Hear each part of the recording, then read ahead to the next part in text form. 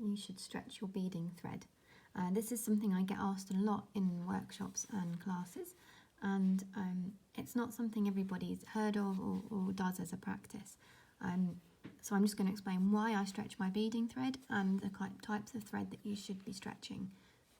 So first of all, why should you stretch your beading thread? Well, most beading threads have got a kind of natural stretch to them, and you can see that if you kind of pull it between your hands, it sort of bounces. It's got a natural bounce to it, and that's the natural stretch that's in your thread, and that's what makes things like KO, Miyuki, 1G, and even Nymo great for things like geometric peyote or bezels, because they've got a natural bounce to them that allows you to get that tension while you're working and bring the beads around into your bezel shape easily. Obviously, if you've got too much stretch, it means over time your projects are going to lose their tension, and that's particularly key with kind of more strung projects. And by that, I don't necessarily mean a string of beads that you'd wear around your neck. I mean the type of stitches that are more likely something like a daisy chain or a spiral rope, or even something like my Amarini bracelet, where it's you're working from one end of the bracelet to the other, so it's more a stringing type of project that you're then weaving back through, and that's going to create a tension over time, particularly things like necklaces that are taking weight or being worn, and that means you're going to start seeing gaps between the beads, and you're going to see the thread showing. And in time, that obviously is then going to cause more wear and more chance of breakage.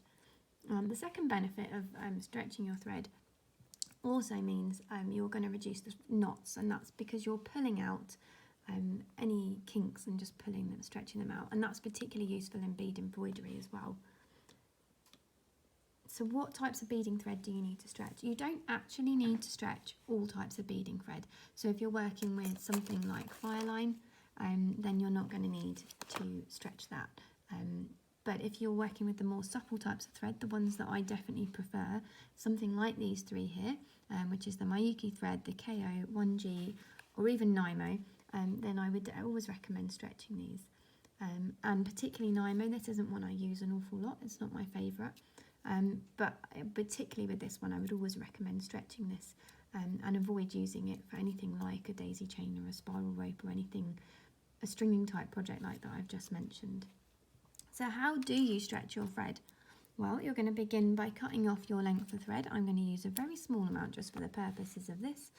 And then you're literally just taking it between your fingers, and I like to wrap it just around the ends of my hand to get that tension, and just giving it a tug like this, and you can feel there's a natural bounce and a natural stretch.